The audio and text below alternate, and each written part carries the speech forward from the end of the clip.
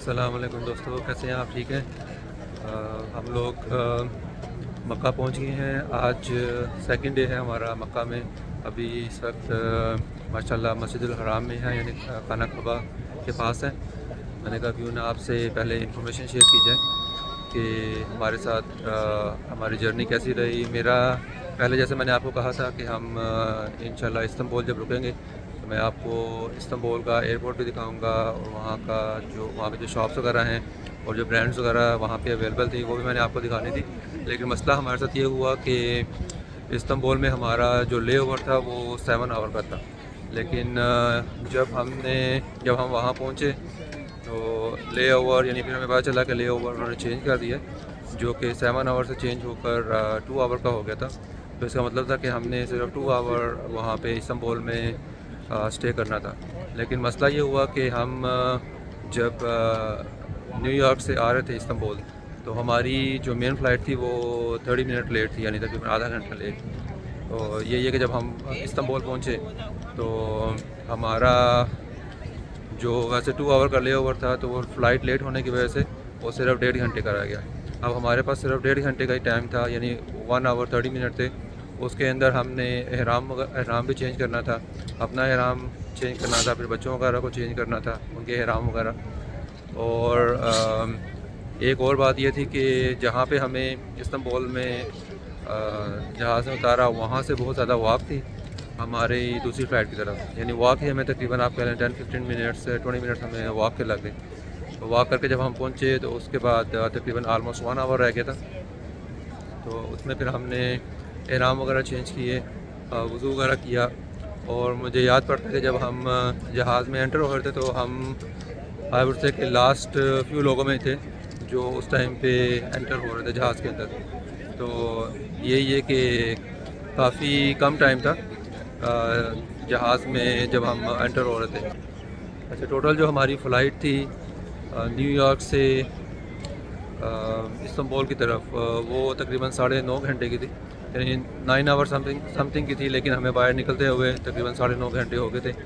और आगे से जो हमारी नेक्स्ट फ़्लाइट थी वो थी तकरीबन 3.25 घंटे। जो हमने इस्तांबुल से जद्दा आना था वो तकरीबन 3.25 घंटे की फ़्लाइट थी। दोनों जो जहाज़ थे वो सेम थे, इसलिए जो इस्तांबुल से हमने जहाज़ लिया था उसकी मैंने वीडियो नहीं बना के शेयर की, क्योंकि दोनों जो जहाज़ थे वो A330 जहाज़ थे, जो आलमोस्ट अंदर से सब कुछ सेम था। और खाने वगैरह का हिसाब भी सेम था दूसरे जहाज़ में जो टर्किश एयरलाइन का था। अच्छा, 4 आवर की फ़्लाइट थी हमारी इस्तांबुल से जद्दा। जद्दा हम लोग पहुँचे आलमोस्ट, आप कह लें कि यहाँ का जो टाइम था जद्दा का वो तकरीबन 1 o'clock था, यानी दिन का 1 बज रहा था। और अमेरिका में उस टाइम पे तकरीबन सुबह के 6 बज रहे थे। यानी आप कह लें कि 7 आवर्स का वैसे डिफरेंस है। ये जद्दा जो है वो 7 आवर्स आगे है अमेरिका से। तो वहाँ पे सुबह का टाइम था और यहाँ पे दिन का टाइम। तो 1 बजे हम लोग तकरीबन वहाँ पे पहुँचे। उसके बाद हमने सामान वगैरह क्लेम किया और उसमें हमारा तकरीबन 30-45 मिनट हमें लगे। और इसके बाद हम लोग हमारा पूरा प्लान था कि हम जो ट्रेन है जद्दा एयरपोर्ट पे उस ट्रेन के थ्रू जो है हम मक्का की तरफ जाएं, क्योंकि हम टैक्सी को अवॉइड करना चाहते इस दफ़ा। लेकिन जब हम ट्रेन स्टेशन पे पहुँचे तो वहाँ पे ये हुआ कि उनकी रिक्वायरमेंट है सामान की, लगेज, यानी जो आपका लगेज है पहले उसका वो साइज़ करते हैं और उसके बाद वो आपको लगेज आपके साथ लेके जाना देते हैं। अगर आपका लगेज थोड़ा साइज़ में बड़ा है तो वो ये करते हैं कि आपके लगेज को बुक कर देते हैं और आप फ्यू आवर्स के बाद जो है लगेज अपना एयरपोर्ट से पिक कर सकते हैं, या नेक्स्ट डे जो है आप वो sorry not airport, train station से आप पिक कर सकते हैं नेक्स्ट डे या सेम डे, लेकिन आफ्टर फ्यू आवर। यानी राइट अवे जो है वो हमें ऑप्शन नहीं दे रहे थे कि हम लगेज पिक करें। तो ये थोड़ा रिस्की था क्योंकि हमारी सारी चीज़ें वगैरह सब कुछ उसके सामान के अंदर ही था। हमारे जो 3 बैग थे, 3 बैग्स को वो अलाउ नहीं कर रहे थे क्योंकि उनका साइज़ बड़ा था।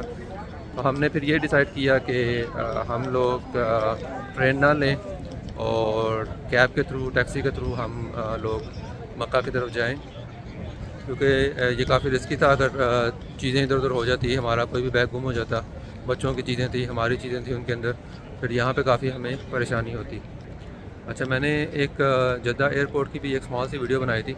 मेरा था कि मैं जद्दा की भी एक फुल काफ़ी अच्छी नाइस लॉन्ग वीडियो बनाऊंगा, क्योंकि काफ़ी अच्छा इन्होंने एयरपोर्ट बनाया है और काफ़ी नाइस तरीके से उसको डिज़ाइन किया है। मैंने आपके साथ एक छोटी सी, मेरे ख्याल फ्यू मिनट्स की वीडियो बना के शेयर की है, जिसमें सबसे अच्छी चीज़ जो मुझे लगी थी वो एक एक्वेरियम है जो उन्होंने बनाया है, फ़िश टैंक। काफ़ी नाइस था, काफ़ी बड़ा था। मैंने वीडियो में शेयर की है, आई होप आपने देखा होगा और उसको लाइक किया होगा। कुछ शॉप्स भी थी वहाँ पे जो मैंने आपके साथ शेयर की, आपको दिखाई, जो उस जद्दा के एयरपोर्ट पे उन्होंने बनाई हैं। तो मेन मकसद ये था कि चलो थोड़ा सा आपको दिखा दिया जाए कि एयरपोर्ट कैसा बनाया है उन्होंने जद्दा वालों ने। इस्तांबुल का नहीं मैं आपके साथ शेयर कर सका क्योंकि टाइम बहुत ही लिमिटेड था। अगर मैं वीडियो बनाने बैठ जाता तो हमारी फ़्लाइट जो है वो निकलने का ख़तरा था, इसलिए मैंने सोचा चलें जद्दा पे आपको बना के दिखा दीजिए। अच्छा, इसके बाद फिर हम लोगों ने एयरपोर्ट से जद्दा के एयरपोर्ट से हमने कैब ली और कोशिश हमारी यही थी कि हम बड़ी कैब लें, क्योंकि छोटी कैब में बच्चों के साथ बैठना और फिर सामान वगैरह, स्ट्रॉलर भी साथ था, तो काफ़ी उसका मसला होना था। इसलिए हमने बड़ी साइज़ की एक कैब ली और काफ़ी अच्छी रीज़नेबल प्राइस में हमें कैब मिल गई थी। और तकरीबन कह लें कि 1 घंटा और 15 मिनट या 1 घंटे 20 मिनट, 1 घंटे के आसपास में जो है हम लोग मक्का पहुंच गए अपने होटल पे। डबल ट्री हमारा होटल है, डबल ट्री बाय हिल्टन। तो उसमें तकरीबन आप कह लें कि घंटा सवा घंटा हमें लग गया था। तो यही है कि इस टाइम इस दफ़ा जो है उस जो राइड थी हमारी कैब की, वो काफ़ी रीज़नेबल थी। ड्राइवर जो था उसने काफ़ी, उसको हमने पहले ही कहा था कि काफ़ी एहतियात से गाड़ी चलानी है, क्योंकि यहाँ पे आपको पता होगा पाकिस्तान में भी ऐसा ही होता है और यहाँ सऊदीया में भी ये सेम ही चीज़ है कि ये रूल्स वगैरह को फॉलो नहीं करते, ट्रैफिक रूल्स, इशारा नहीं देते और एक लाइन से चौथी लाइन में राइड पे घुस जाते हैं। तो हम लोग जहाँ से आए हैं वहाँ पे जो ट्रैफिक के रूल्स हैं, ट्रैफिक के कवानीन जो है वो काफ़ी फॉलो करते हैं। इसलिए हमें जो है ये पहले जब हमें देखने में काफ़ी और लगता है, काफ़ी अजीब लगता है कि ये कैसी ड्राइविंग कर रहे हैं और कितना रिस्की जो है वो काम कर रहे हैं। ना आप इंडिकेशन दे रहे हो, ना आप इशारा जो है वो लगा रहे हो कुछ भी किए बगैर, और ना आप जो है सीट बेल्ट पहन रहे हो, और आप जो है गाड़ी उड़ा के चला रहे हो। तो अगर खुदा न खास्ता कुछ होता है तो यानी किसी के भी बचने के चांसेस जो हैं बहुत कम होते हैं। तो अल्लाह ताला इनको हिदायत दे अच्छी तरह से ड्राइव करने की, तौफीक अता फरमाए। तो ये था कि फिर हम लोग मक्का पहुँचे। अब थकावट बहुत ज़्यादा हुई थी क्योंकि तकरीबन 30 घंटे आप कह लें, 30 से 35 घंटे हो गए थे हमें जागे हुए। और फ़्लाइट जैसे आपको पता है काफ़ी लॉन्ग फ़्लाइट होती है जब आप अमेरिका से आ रहे हो। तो हमें तकरीबन 30-35 आवर हो गए थे, लेकिन हमारी नीयत यही थी कि हमने सेम डे उम्रा करना है। तो हम लोग अपने होटल में आए, वहाँ पे हमने अपनी चीज़ें वगैरह रखी और उसके बाद आप कह लें कि थोड़ा सा रिलैक्स वगैरह किया और फिर उम्रे के लिए निकल गए। हरम में आए, फिर इशा की नमाज का टाइम हो गया था। जब हम लोग यहाँ अपने होटल में पहुँचे थे तो उस टाइम पे आप कह लें कि ज़ुहर का टाइम था, लेकिन हमें उम्रे के लिए जाते जाते रात इशा का टाइम हो गया। तो यानी बच्चे भी टायर्ड थे और हम लोग खुद भी टायर्ड थे। मैं आप कह लें कि मैंने एक क्विक नैप ले ली थी 30-35 मिनट की, बाकी बच्चे वगैरह सब जाग रहे थे। लेकिन यही है कि हम इशा से पहले वहाँ पहुँचे, लेकिन हमें एंटर उस टाइम पे नहीं होने दिया। इशा की नमाज़ पढ़ के फिर हम लोगों ने एंटर किया अंदर मस्जिद में, काबे की तरफ गए और अपना हमने उम्रा जो है वो स्टार्ट किया। अच्छा, उम्रे से जब हम डन हुए तो मैंने जो एस्टीमेट लगाया है तकरीबन आई थिंक ऑलमोस्ट 2 डेज़ हो गए थे हमें विदाउट स्लीपिंग, यानी सोए बगैर हमें काफ़ी ज़्यादा टाइम हो गया था। जब उम्रे से डन हुए और फिर हमने खाना वगैरह खाया, फिर हम रूम में आए तो काफ़ी ज़्यादा थकावट हो गई थी और आप कह लें कि बस हम लोगों ने फिर क्विक शावर लिया और नींद वगैरह की। बीच में इतना टाइम नहीं था कि वीडियो जो है वो बनाई जाए और आपके साथ शेयर की जाए, क्योंकि पहले मेरी नीयत यही थी कि उम्रे के लिए जाएंगे तो उस टाइम पे वीडियो बना के आपके साथ शेयर करूँगा, काबा भी आपको दिखाऊंगा साथ साथ, और जो हम उम्रा कर रहे होंगे मेरा था कि बीच में मैं आपको थोड़े से उसके क्लिप्स वगैरह भी दिखाऊंगा। लेकिन थकावट इतनी ज़्यादा हुई थी कि आप इमेजिन भी नहीं कर सकते, बल्कि आप अगर ये सोच लें कि अगर 2 दिन से आप ना सोए हों तो कैसी हालत होगी आपकी। यानी बच्चों का भी यही था, बच्चे भी कभी इधर गिर रहे थे कभी उधर गिर रहे थे। अल्लाह का शुक्र है कि हमारे पास बड़ा स्ट्रॉलर था, तो उसमें यही है कि जब हम सही जब कर रहे थे सफ़ा और मरवा की, तो उसमें यही था कि अब छोटी बेटी वो तो सो रही थी, लेकिन जो बड़े थे वानिया और मोहम्मद सुबान, उनको हम फिर बारी बारी उस पर स्ट्रॉलर पे बिठा रहे थे ताकि उनको भी ज़्यादा थकावट ना हो। तो इस तरह अल्हम्दुलिल्लाह हमने उम्रा अपना मुकम्मल किया कल रात को इशा की नमाज़ के बाद, और होटल में आके फिर हमने रिलैक्स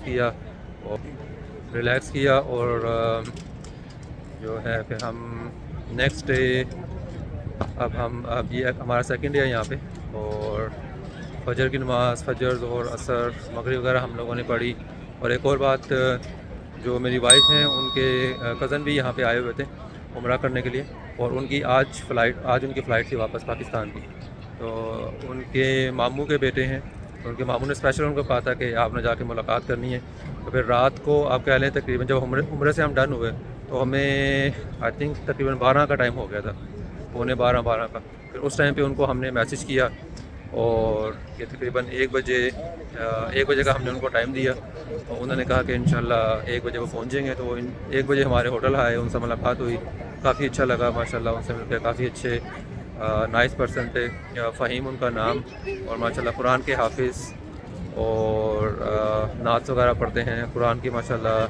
काफ़ी अच्छी उनकी किरत है। अल्लाह ताला उनको और ज़्यादा उनके कुरान याद रखने की तौफीक अता फरमाए, उनके इल्म में, उनके अमल में अल्लाह ताला इजाफ़ा फरमाए। और जो मामू हैं उनके, मेरी वाइफ के, उनको भी अच्छी सेहत अता फरमाए, उनकी फैमिली को हमेशा खुश रखे। अच्छा, अभी हम ईशा की नमाज़ पढ़ के डन हुए हैं। मैंने आपको मैं जो अज़ान है वो भी सुनाऊंगा, और थोड़ा सा यहाँ से अभी हम जो है छत पे बैठे हुए हैं, तो मैं आपको छत भी दिखाऊंगा और थोड़ी बिल्डिंग्स वगैरह जो आस-पास की हैं वो भी दिखाऊंगा। जो अभी हम काबे, जो मस्जिद हराम है उसके टॉप फ्लोर के ऊपर है, और यहाँ पे काफ़ी ज़्यादा कंस्ट्रक्शन चल रही है। आपको कंस्ट्रक्शन भी दिखाऊंगा, क्योंकि लास्ट टाइम जब हम आए थे तो गुंबद, जो सामने के 2 गुंबद है अभी मैं आपको दिखाऊंगा, वो काफ़ी अच्छी कंडीशन में थे, बिल्कुल नाइस वो नज़र आते थे। लेकिन अभी इन्होंने सामने का एरिया बिल्कुल ब्लॉक कर दिया और आप उस साइड पे नहीं जा सकते, वरना पहले ये होता था कि हम लोग बिल्कुल सामने की तरफ जाते थे। ये आप सामने का एरिया मैं आपको दिखाता हूँ, 1 मिनट। ये आप देख लें, बिल्कुल सामने जो है ना 2 गुंबद नज़र आ रहे हैं, ठीक है। पहले हम ये सामने की तरफ जाते थे, और उस तरफ से जो है या उस तरफ से रास्ता था, आप बिल्कुल स्ट्रेट जाते थे और काबे को ऊपर से आप देख सकते थे। तो माशाल्लाह काफ़ी अच्छा सिस्टम था। अब इन्होंने आई थिंक कोई नई कंस्ट्रक्शन स्टार्ट की है। हर साल जब भी हम यहाँ पे आते हैं तो कुछ ना कुछ नया स्टार्ट हुआ होता है। अब ये देखें, ये सामने मीनार है, ये बना रहे हैं, और यहाँ से कुछ लिंक कर रहे हैं इस मस्जिद के साथ। और सामने वो देखें, वो कुछ कंस्ट्रक्ट कर रहे हैं, कुछ उस एरिए को जो है यहाँ पे लिंक करने की कोशिश कर रहे हैं। तो अभी मैंने कुछ वीडियोस वगैरह बनाई हैं, वो भी मैं आपके साथ शेयर करूँगा। अच्छा, ये देखें, मैं अब थोड़ा करीब आया हूँ जो अभी कंस्ट्रक्शन हो रही है। ये देखें, ये एक नया मीनार यहाँ बना रहे हैं, और मुझे समझ नहीं आ रहा कि ये यहाँ पे क्या कर रहे हैं। ये देखें, ये सामने जो मैंने आपको दूर से दिखाया था ना, कि ये इस तरफ का एरिया जो है ये इसको कनेक्ट कर रहे हैं इस साइड पे। देखें, ये रास्ता इन्होंने बना लिया, और ये वाला जो है बन रहा है। तो मेरे ख़्याल से कि जो दूसरी साइड पे जो मस्जिद का एरिया है, उस एरिए को ये सेकंड फ्लोर से या टॉप फ्लोर से ये इस एरिए के साथ कनेक्ट कर रहे हैं, ठीक है। यानी यहाँ से जो लोग हैं उनको उस साइड पे जाने का जो आसानी हो। क्योंकि अभी आप कह रहे हैं कि मैं अभी जो मेन बिल्डिंग है मैं उसके ऊपर उसकी टॉप के ऊपर कह लें कि आप खड़ा हूँ, और जो अभी कंस्ट्रक्शन हो रही है वो एक लेफ़्ट साइड पे है, यानी मेरी लेफ़्ट साइड पे, और एक जो है मेरी राइट साइड पे हो रही है, ठीक है। तो इन्होंने अब ये क्या कर रहे हैं कि ये राइट और लेफ़्ट दोनों को इस जो मेन बिल्डिंग है इसके साथ मिला रहे हैं ऊपर, यानी ऊपर से चलने का रास्ता भी कर रहे हैं, और तीनों बिल्डिंग्स को आपस में कनेक्ट कर रहे हैं ऊपर से, टॉप से। और माशाल्लाह यहाँ पे जब भी हम आते हैं तो कुछ ना कुछ कंस्ट्रक्शन होती रहती है, कुछ ना कुछ चेंजेस वगैरह करते रहते हैं। और जो थोड़ी बहुत चीज़ जो पुरानी होती है उसको ये तोड़ कर दोबारा बनाते हैं, दोबारा रेनोवेट करते हैं। काफ़ी माशाल्लाह नाइस वर्क यहाँ होता रहता है। अभी देखें ये सामने भी इस साइड पे भी एक मीनार जो है वो बन रहा है। ये वाला भी अंडर कंस्ट्रक्शन है। ये लास्ट टाइम मुझे याद है जब मैं आया था उस वक्त नहीं था, अभी ये इन्होंने स्टार्ट किया और ऑलमोस्ट ये हाफ से ज़्यादा हो गया। और ये जो पीछे वाला है ये अभी चल रहा है और मेरे ख्याल से फ्यू मोर मंथ्स में ये कंप्लीट हो जाएगा। और गुंबद भी इन्होंने बंद किए हुए हैं जो यहाँ पे ये सामने देखें। ये गुंबद मैंने आपको पीछे से दिखाया था, एक ये गुंबद है और एक इसकी बैक साइड पे 2 गुंबद हैं। इन दोनों को ये रेनोवेट कर रहे हैं। अब पता नहीं इसको ब्रेक करके दोबारा बनाएंगे या इसी के ऊपर जो इन्होंने करनी है, आई थिंक रेनोवेशन करनी है, कोई डिज़ाइन वगैरह बनाने हैं। मे बी इसको ज़रा मोर फैंसी बनाएंगे क्योंकि पहले जो पहले बना हुआ था जब हम लास्ट टाइम आए थे वो सिंपल सा था। तो मेरे ख्याल से कि इसको मोर डिज़ाइनी टाइप बनाएंगे क्योंकि यहाँ ऊपर भी बहुत ज़्यादा लोग होते हैं, काफ़ी ज़्यादा लोग यहाँ बैठे होते हैं। देखें ये सामने जिस तरह इन्होंने डिज़ाइन वगैरह किया है, ये इस साइड पे देखें, ये बिल्कुल जो किंग फहद गेट है ये उसके गुंबद हैं 2। और इसका आप देखें जो वॉल है, वॉल को माशाल्लाह काफ़ी अच्छा इन्होंने डिज़ाइन वगैरह किया हुआ है। ये देखें, जूम करके मैं आपको दिखा रहा हूँ। मेरे ख्याल से कि इसी तरह का डिज़ाइन ये इन गुंबद के ऊपर बनाएंगे जो अब इन्होंने रेनोवेशन के लिए बंद किए हुए। और इसी वजह से सामने का जो रास्ता है ना सारा, ये पहले हम लोग सामने जाते थे वॉक करके और काबे का दीदार करते थे सामने। हम यहाँ पे तवाफ़ भी करते थे जब अगर नीचे जगह नहीं मिलती थी तो ऊपर रूफ़ पे आके हम लोग तवाफ़ करते थे। लेकिन इस दफ़ा इन्होंने ये टोटली सारा बंद किया हुआ। देखें आपको नज़र आ रहा होगा, टोटली इन्होंने वॉल लगाई हुई है यहाँ एक कॉर्नर से लेके और दूसरे कॉर्नर से। ये काफ़ी लंबी ये जगह है, अभी तो बीच में गुंबद है लेकिन उसकी दूसरी साइड पे भी जगह है काफ़ी जहाँ से हम लोग जाते थे अंदर वॉक करके और ऊपर से हम लोग काबा देखते थे। मेरा प्लान तो ये था कि अभी आपको यहाँ से ऊपर से काबा दिखाऊंगा, लेकिन अभी ऊपर हम आए हैं छत पे और पता चला कि इन्होंने तकरीबन आधा जो एरिया है ना वो बंद किया हुआ है कंस्ट्रक्शन की वजह से। और काफ़ी ज़्यादा रश थी, आपको मैंने दिखाने की कोशिश की है। अभी मैं कुछ वीडियोस वगैरह मेरे पास हैं वो भी मैं अभी आपके साथ शेयर करता हूँ। अज़ान अभी ईशा की अज़ान हो रही थी, उसकी वीडियो मैंने बनाई है, आपके साथ शेयर करते हैं, ठीक है। और इंशाल्लाह आपसे फिर बहुत जल्द मुलाकात होगी। टेक केयर, अल्लाह हाफिज़।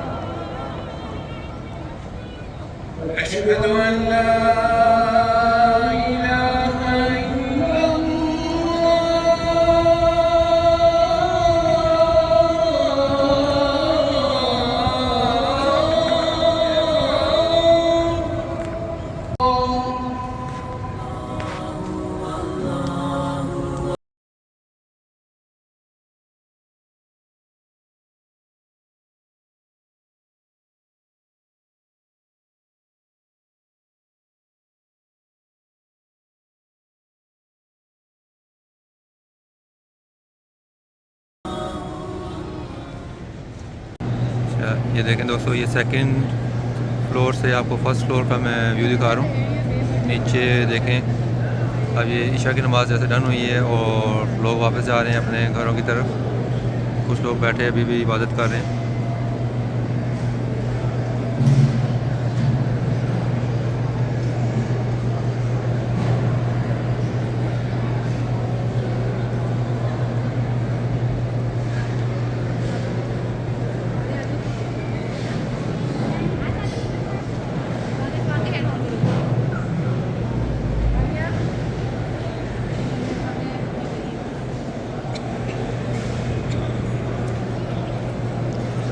मैं कोशिश करता हूँ कि आपको काबे का दीदार करा दूँ। तो काबे का हमने सुना हुआ है कि अगर आप पहली नज़र अगर आपकी काबे पे पड़े तो जो भी दुआ आपने मांगी है वो कबूल होती है। हमने माशाल्लाह कल दीदार किया है काबे का और दुआएं की हैं बहुत ज़्यादा। अल्लाह ताला से, अल्लाह ताला उनको कबूल फरमाए, और जिन्होंने भी दुआओं के लिए कहा है अल्लाह पाक सब की दुआओं को भी कबूल और मंजूर फरमाए। अभी आपको मैं कोशिश करता हूँ कि यहाँ से अगर काबा नज़र आता है तो आपको काबा दिखाते हैं, ठीक है। अच्छा, जैसा मैंने कहा कि काबे पर जो पहली नज़र पड़ती है तो दुआ कबूल होती है, इसलिए ऐसी दुआ मांगनी चाहिए कि जो आपकी दुनिया और आखिरत के लिए बेहतर हो। बुजुर्गान दीन फरमाते हैं कि सबसे बेहतरीन दुआ जो हम मांग सकते हैं वो ये है कि अल्लाह ताला हमें मुस्ताब दुआ बना दे, यानी हमारी अल्लाह ताला से दुआ की जाए कि अल्लाह हमारी जो जायज़ दुआएं हैं तो उनको कबूल फरमा, और हमारी दुआओं में ऐसा असर रख कि हम जो तेरे से दुआ मांगे, जो जायज़ दुआ मांगे तो उसको कबूल फरमा। और उसके बाद नबी पाक सल्लल्लाहु अलैहि वसल्लम पे दुरूद पाक पढ़ना चाहिए जितना ज़्यादा आप पढ़ सकते हैं। ये देखें, अब मैं कैमरा उस तरफ कर रहा हूँ काबे की तरफ, आप लोग दीदार करें।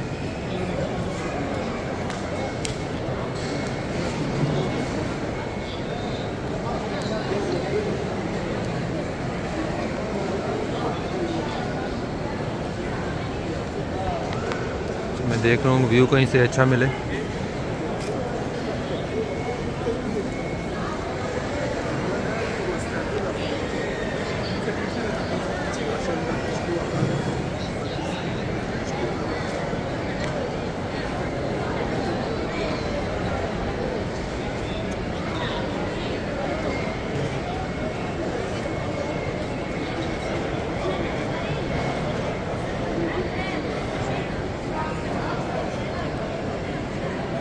अल्लाह पाक आप तमाम जो ये वीडियो देख रहे हैं उनकी तमाम जायज़ दुआओं को कबूल और मंजूर फरमाएँ।